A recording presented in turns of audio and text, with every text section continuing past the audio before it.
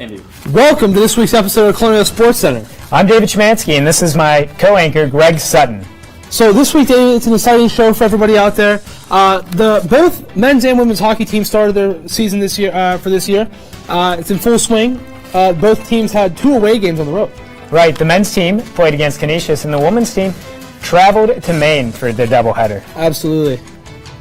And also, the Robert Morris football team had an inter-city rivalry against Duquesne this past weekend. Which is an always exciting game, considering that they're so close. The fan base is always usually very even.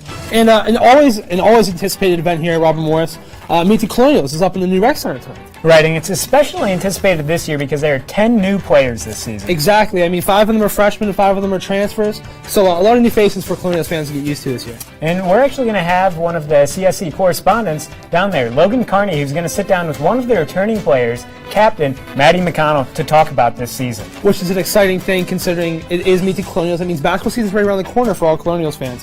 But before we start on the hardwood, we got to jump back to the ice with the first game between Canisius and Robert Morris. And a little bit of a tale of the tapes between them last year. Last year, Canisius finished first in the conference, where Robert Morris finished fourth. And then this year in the coaches poll, Robert Morris was ranked second, while Canisius was ranked 4th. So that's kind of a good outlook for the hockey program of the men. So hopefully we can see how that develops into this current season. But we're going to jump right into those that first game between Canisius and Robert Morris. The Colonials played their first game of the 2-game series against the Canisius Golden Griffins this past Friday. The Colonials are going to hope to change Friday the 13th from a bad omen to a good luck charm.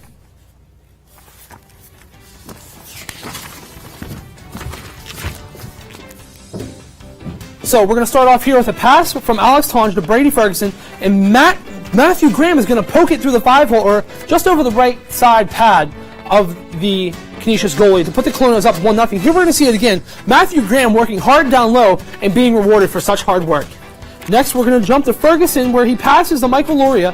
Loria will spin shoot over blocker side of the Canisius goaltender to put the Colonials up to 2-0 early in the first period. Now we can see again a tip pass from the defenseman of the Canisius, where Loria gets a lucky bounce and a great shot there to beat the goalie just below the bar. And now we're going to jump into the second period of play, where we're going to see Luke Lynch intercept the pass there. Great vision in the offensive zone, and then beat Canisius again, glove hand, so put the Colonials up 3-0 now into the second period. And a very exciting start to the first games in the series against Canisius for the Robert Morris men's team. And as I said earlier, just an amazing play and a great vision there by Lynch to know where the puck is and to be able to get there in time and get the shot on net. And now in the third period, things are getting a little bit exciting here while we see Canisius, Nick Hutchinson, scoring a goal here on Francis Marat to bring the score back to 3-1. Now the Colonials still have that 2 insurance goals, but here we'll see Ryan Schelsmer score again on Francis Marat, but Marat thinks he saves it here, but they work hard, find the puck, and put it in, and that makes the score 3-2. Now we're going to jump to a 3-3 tied game in the third period, but Jacob Coleman will pass to Spencer Dorowitz to put the Colonials up 4-3, and that will be eventually the game-winning goal. And an excitement there for the Colonials to start their first game of the 2-game series on the road with a win. So hopefully they can carry that confidence and excitement into the next game. And as we just saw in the highlights, the Colonials had a 3-0 lead heading into the third period. Those goals were scored by Matthew Grant, Michael Loria, and Luke Lynch. This 3-goal lead was given away in the third, and the game was deadlocked until Spencer Dorowitz scored the game winner with 4 minutes remaining. This was the first game of the 2-game series. On Saturday, Game 2 of the series took place. The team was looking for their second win of the weekend and the season. However, the team opted to play a different goalie this game. Andrew Pickle would be in net rather than Francis Mariette. Would the Colonials be able to pick up their second win of the weekend with a new goaltender? Let's go to Greg with the scoreboard to find out how things unfolded. Well, the Colonials and the Griffins split the series after Canisius won the second game of the 2. The Colonials' only goal was scored by Michael Loria, netting his second goal of the season, both coming on the road against the Griffins. In women's hockey, redshirt senior forward Brittany Howard shined for the RMU women's hockey team in his opening series sweep over Minnesota State Mavericks. Scoring 4 goals and 2 assists, she was named the CHA Player of the Week. Howard entered this past weekend with 16 goals from becoming the school's all-time scoring leader. As the Colonials looked to remain unbeaten against the Black Bears of Maine.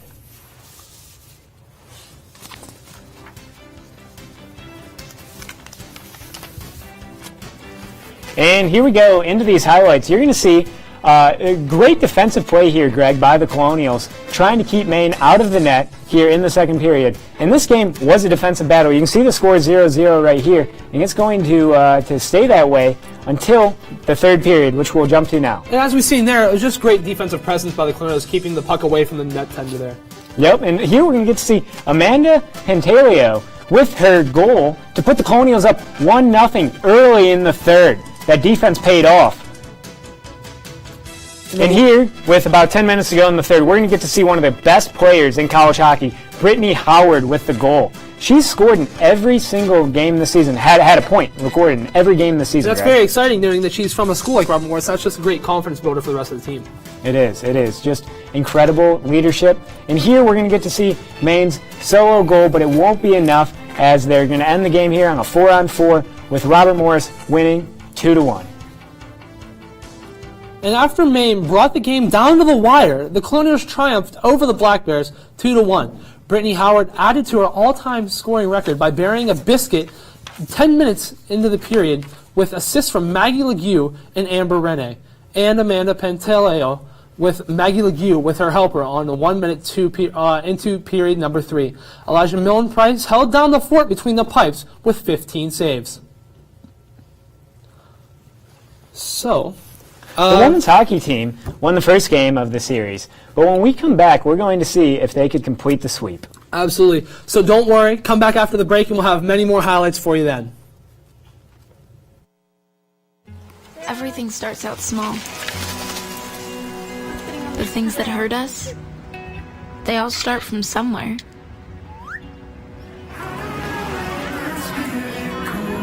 The words we say, the things we do, that can grow into something else. What was small and innocent can become big and sometimes scary. All it takes is one comment, one picture, one video for something to catch fire. But a big problem doesn't need a big response. Not at first. Even if we don't know what to say, the eye emoji can be that first step we take. Let's all pledge to take that first small step together and change the world in a big way. I'm a witness, and so are you.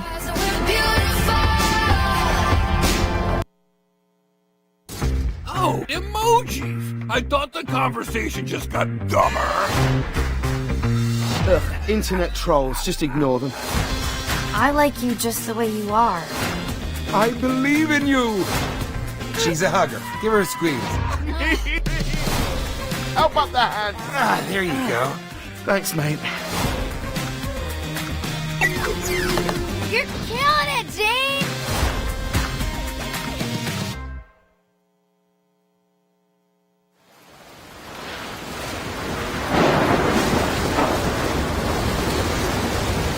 Tonight, along the Texas Gulf Coast, utter devastation. Harvey barreled ashore overnight, packing 130-mile-an-hour winds, blinding sheets of rain, and a treacherous storm surge.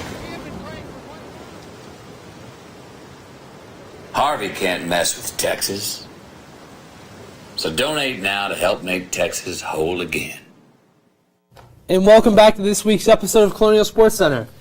We're going to get to pretty soon the intercity rivalry between Robert Morris and Duquesne that was on the gridiron this past weekend. And we're going to get to look at both the men's and women's soccer games that took place over this past weekend. But before we get there, we are going to have to talk about that second game of the women's hockey series against Maine this past weekend. Thank goodness you have a great memory, David, because I almost forgot.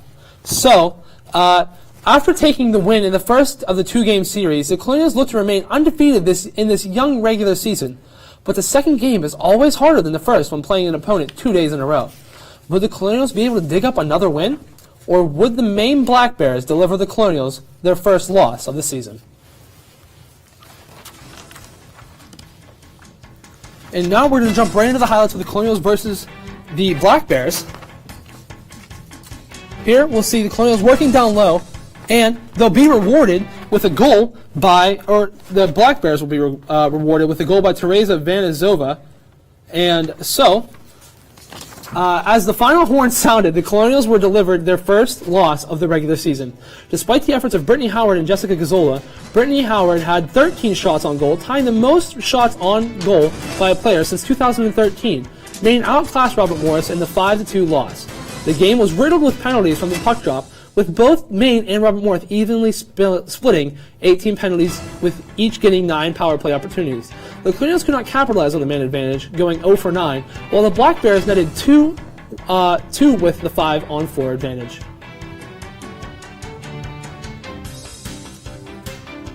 It's now time to get to the anticipated intercity rivalry between Robert Morris and Duquesne. Robert Morris went into this game with a record of 2 wins and 3 losses, one of the best out-of-conference record for the Colonials in years. Duquesne would be their first conference opponent of the year, and Duquesne may also be the best in the conference. Let's see the story of the box score. Well, the final score may tell fans all they need to know. 51 points to 14 in favor of Duquesne. On the Colonial side, Jimmy Walker was just 12 for 30 throwing the football with 2 interceptions. Running back Harrison Dreyer ran the ball 21 times for just 82 yards, and the defense was torched through the air and on the ground. For Duquesne, standout quarterback Tommy Stewart threw 5 touchdown passes on just 21 attempts. Their running back A.J. Hines was also able to total 136 yards running the ball. It was a lopsided contest that will leave the Colonial fans questioning whether or not this is a Colonial team that can compete for a conference title. And the men's golf team had their final tournament of the fall season this past weekend at Michigan at Prestwick Village. After the first day, the team sat at 21 over par and in second place behind Youngstown State. Individually, David Szymanski led the team and the field with a first day score of 1 under par, 143. In the final round, the Colonials posted their best 18-hole score of the year behind an even par round from senior Grant Shoemaker. This round of 3 over par for the team led them to their first win of the season, and individually, our very own David Szymanski won the tournament with a final total of even par for the 3 rounds. They will continue play this spring. When the women's soccer team stepped off the bus at LIU Brooklyn, they were searching for their first win of NEC play. They would have to rely on the attendee to keep shots out of the back of the net, then the offense would have to take care of the rest of the game plan by netting their shots and capitalizing on every opportunity that presents itself in their first 3 conference games. They only scored goals, and the past 2 matches were shutouts. The Colonials reversed that curse that has been their goal-scoring efforts of late. Christina Kelly tickled the time twice in the 90-minute match, once in the first half in the 19th minute, and then she struck again on a penalty kick in the 64-minute mark.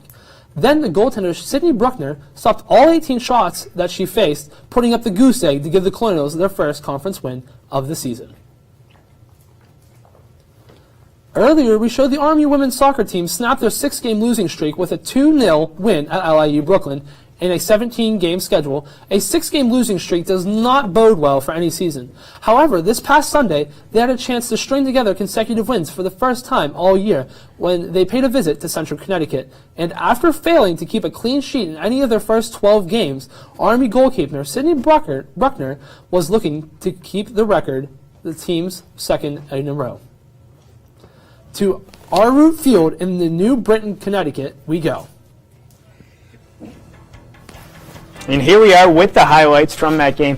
And Sydney Bruckner, who you talked about, I think that the highlights from this clip right here are a season worth of highlights for a soccer goalie. There was a great save right there as she gets physical. And here's Central Connecticut State with the ball again. And they're going to kick it across, but Bruckner with another diving stop. That's 2 great highlights from the goalie already. And here, Greg, we're going to get to see an incredible highlight for a goalie. The big save, she's on the ground, makes another save. The defenders come in, hope to clear the ball out of there, and they keep the game deadlocked at 0-0. She's showcasing that talent she has, and as we've seen last game, she put the goose egg up for the Colonials. And look at this one. Now she uses her right hand off the bar, and the Colonials will clear that out, keeping it at 0-0 in the second. And as time winds down, she's going to continue to make big saves like this one right here, grabbing the ball when the Central Connecticut State had some open space. But could she, with 2 minutes to go, make one more final save right here? Oh, she couldn't. And that's a sad loss considering she put up a goose egg yesterday and lasted clear to the second half with 2 minutes left. The Colonials were outshot 17-5 in this contest. And there is a saying that goes something like, you'll miss 100% of the shots you don't take. Well, the Colonials just did not have many opportunities in this game. But it was a game that the Colonials had a good opportunity to win, as it was tied for the first 87 minutes of the game. This loss would drop their record to 1-4 in conference play. Where Bailey Winkle and the men's soccer team hope to continue a good start in NEC play after a win against Central Connecticut. Winkle hoped to keep the scoring goals to help his team power through all of the Northeast Conference play.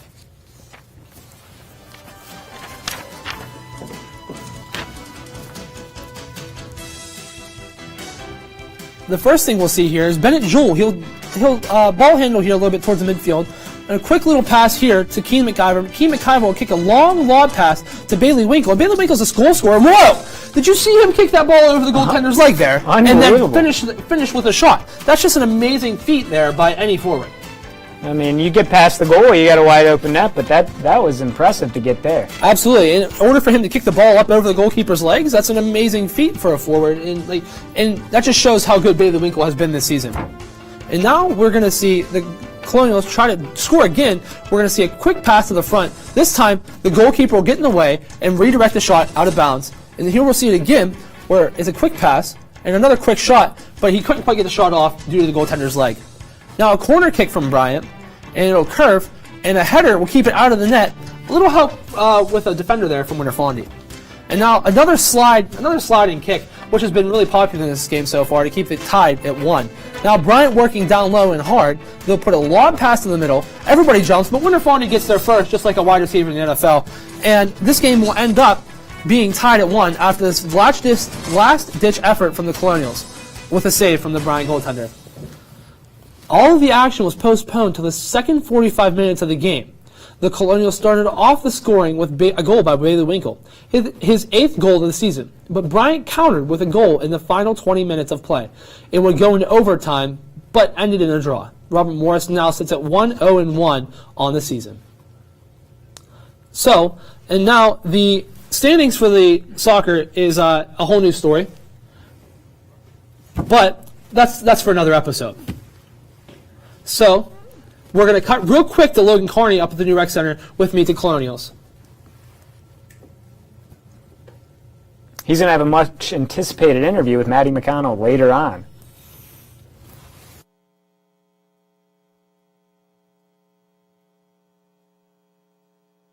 So, I just moved in with this family, and it's embarrassing. The little one, he likes to go outside and crawl around in the giant litter box. I don't know what he's doing. I mean, I was born and I knew how to use the litter box. Look at that. That's disgusting. Oh, poop already. You're making me nervous.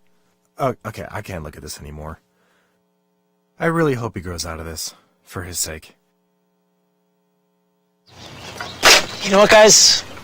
There's a lot of tree branches and dry brush over here. We should probably move the bonfire over there.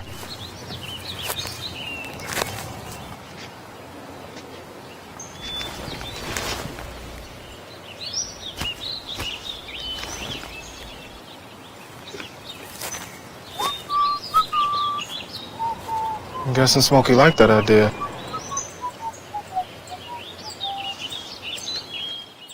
Well, Thomas, you've got pre-diabetes. But with more exercise and a change in diet, it can be reversed. I've tried exercising. It just makes me hungry for bacon. I love bacon, too. And who really likes to exercise? Not me. Me neither. Nobody. So we're good? What? Oh, you still have pre-diabetes. Big time. Look at you. You're at the top of your game. You're unstoppable. Nothing can throw you off track. Wait, is that your car? Uh-oh. Yeah, I saw that coming. That will throw you off track. You're looking at around 10 grand in fines, legal fees, and increased insurance rates. Let's try this again. Smart move. Because buzz driving is drunk driving. Hi, I'm Logan Carney, back on Colonials. Welcome back to Colonial Sports Center. I'm here with Matty McConnell. And Matt, thank you for joining us today. Thank you for having me. Now, Matt, you're entering your junior season with the Colonials. Can you just sum up your first 2 years here with the team, how you've developed over time and everything like that? My first 2 years here have been good. Obviously we haven't won as many games as I would like, but I think I've developed as a better player and just developed with the team a lot, and I really like where I'm going into my junior year. Now, the next season, just what is your overall mindset going into this year? I think it's just going to play the game. I think the past 2 years I've kind of been worried about what the coaches have been saying and like what the fans have been thinking, but I think I'm just going in every game thinking that I don't care what anyone else thinks. That's a great mindset to have. Now, your team has 11 new players on your team. So what's it like to play with a team that's almost entirely different from last year? It's actually pretty cool. Like the hype around the whole season is nice, and just gelling with those new 11 guys has actually been really cool, and it's just a good experience for the new 11 guys and the older guys too. Now, you're one of the leaders of the team, so what's it like to lead a team with, you've only played with 3 other players on this team last year, so what's it like to lead a team with 11 new guys again, stick on that topic? It's actually good again, knowing that those 11 guys look up to me and Deshaun and Dave as the only returners. It's kind of nice knowing that people look up to us and are looking for us to do the right thing, so it's kind of nice. Now, you lost 2 big players last year, in Aaron Tate and Kayvon Stewart. What's it like to what was it like losing those guys? How do you think you're going to rebound? And just who do you expect to end up replacing those guys significantly? I don't think it's a loss. I love those players. Playing with them was great, but I think John Williams is going to take Kayvon's place really well, and Malik Petway and Xavier Williams is going to take Aaron Tate's spots, and we're just going to refill those spots and be regenerated in those spots. Now, besides you, who else has really, stepped up to lead the team? Again, sticking on that topic of 11 new players, it is significant. And just who else has really stepped up to be the leader in the absence of those guys? Deshaun Burke and Dave Cole have really stepped up, and we've really came together as a 3 and just gelled, and we told the guys what to do right and just put them on the right path to success. Now, what are your challenges heading into this season looking like? Obviously, with 11 new players, it's kind of hard. These 11 new players don't know what it takes to win a Division I game. So just getting them ready for the Division I experience is the biggest challenge for us right now. Now, you have a former point guard who played at a big school and succeeded at a big school, Pitt and Trey Woodall. What's it like to have him, in your development as a guard and just overall the team to have a guy like that around? That's nice because he played in that environment. He knows what it takes, and we're learning every day off of him of what he did and what he's done because he has success at the big school. So it's nice to have a player like that and a coach like that who's played at that big of a stage. Now, of course, Trey Woodall isn't the only, big-name point guard to play with you. Your brother's in the NBA. So what's it like to have, just first of all, what's it like to have a brother in the NBA, and how has he helped you in your development as a guard? To me, it's still shocking to see him out there on an NBA court. He deserves every second of it, but to know that my brother's playing with the best players in the world night in and night out, it's really cool, and he's helped me just to stay on the right path and just keep working hard. So he's really just kept the working hard process on me. Now, your dad was also an extremely good coach in the Whippy. You played for him. What's it like to, just play not only for your dad, but also one of the better coaches in Whippy? And playing for your dad is something special with all those victories, those memories that you have. I wouldn't trade that in for the world playing for my dad. How would you compare your dad to Coach Toll up here around Morris? I feel like they're the same thing. I feel like my dad yells a little bit more, but I feel like they're the same type of people. That's why it's so easy for me. It was so easy for me to adapt here. Now, we talked about, you're in a big basketball family. We talked about, your dad's impact. You talked about your brother's impact. But just overall, what's it like, coming from a big basketball family like that one? It's nice. Like I said, I always have that support system near me, and we always talk basketball around the dinner table when we're all there. So it's always nice that I can always have the guidance and talk to anyone I want in the family about basketball. And, speaking of basketball family, let your brother know he's on my fantasy team. I need him to do well this year. I need him to do well myself. Well, thank you again for joining me. Thank you. Thanks for having me. I'm Logan Carney, and we're going to send it to break here at Colonial Sports Center.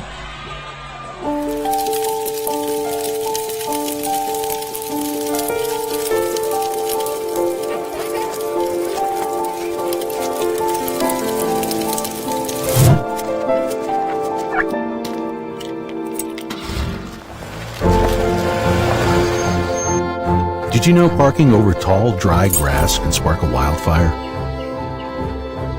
Only you can prevent wildfires.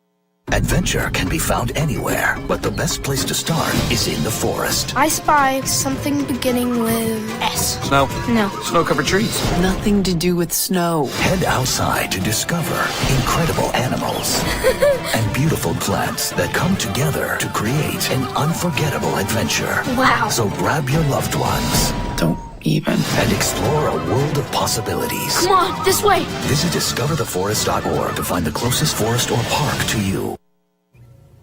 Welcome back to Colonial Sports Center. And before we leave for the night, we always got to do our Colonial Sports Center tradition. Let's jump into the upcoming games. And as you see at the start of family weekend this weekend here at Robert Morris, we're going to see the women's soccer at Fairleigh Dickinson at 3 p.m. Women's hockey is going to be at Brown at 6. Men's soccer at St. Francis, Brooklyn at 7 p.m. And women's volleyball versus LIU Brooklyn is going to be at home this weekend. But the big game of the weekend could be men's hockey, their home opener against Army. They're going to get to play them on Friday and Saturday. What do you expect from that game? Well, I expect a high attendance due to the family weekend thing. It's a big thing here at Robert Morris with the hockey programs, both of them. So I expect a very tight game, both games, more the first and the second one, because usually by the second game, both teams have each other figured out, so they can kind of play a little bit different. Right, but we've also got up on that screen, we've got the football team hosting Sacred Heart for their second conference game of the year. We'll see if they can get their first conference win of the season. Hopefully after that Duquesne game, they can kind of turn around their fortunes here with a lot of people here at Robert Morris with the family weekend. Right, and we've also got 2 soccer games on Sunday. Men's soccer is traveling to LIU Brooklyn. And the women's soccer team is going to be hosting Mount St. Mary's. We got to see some of those highlights today. You know, can the offense help Sydney Bruckner in that game against Mount St. Mary's and lead them to a win? In order for a team to win, there has to be offense. No matter if Sydney Bruckner would have made all of those saves, they should have made every save possible that game. It still would have been 0-0. Right. So in order for a team to win, they have to have the offensive component. And right now, the women's soccer team doesn't really have that component in order to finish out games, in order to back up Sydney Bruckner. But let's go back to this hockey. It's really exciting to know that the women's team being on the road for such a long time. It's exciting to see the men's hockey team come back on family weekend for their home opener. So that's really exciting because I'd imagine a lot of the hockey players are going to have their moms and dads and siblings there. So that's going to be exciting for them to know like their families are going to be able to watch it hopefully here on their home ice, so they have that advantage. But it's also going to be exciting for the students to know that hockey is back in Moon Township, Pennsylvania. I know, that's exciting. I'm certainly going to make my way out to the game on Friday and Saturday. Actually, the golf team is going to be out there selling chuck-a-pucks on Friday, so you won't want to miss that game sure against Army.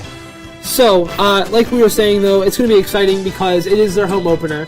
It's family weekend. You guys are selling chuck-a-pucks. What's that? You want to elaborate on that real quick, though? Yeah, so when you go to the games, you can buy puck throw to mid-ice, you can win something, and it'll help support the Robert Morris men's golf team. So all things happening with Colonial Athletics. All right, so considering it's family weekend, the men's hockey home opener, you're selling chuck-a-pucks to raise money for the golf team. It's an exciting weekend here at Robert Morris, and I can't wait to see how it all turns out for all the sports teams that are playing this weekend. Right, I hope you guys are able to make it out to as many games as you can. And now, we would like to say goodnight for this episode of Colonial Sports Center. I'm Greg Sutton. This is David Szymanski. Have a good night.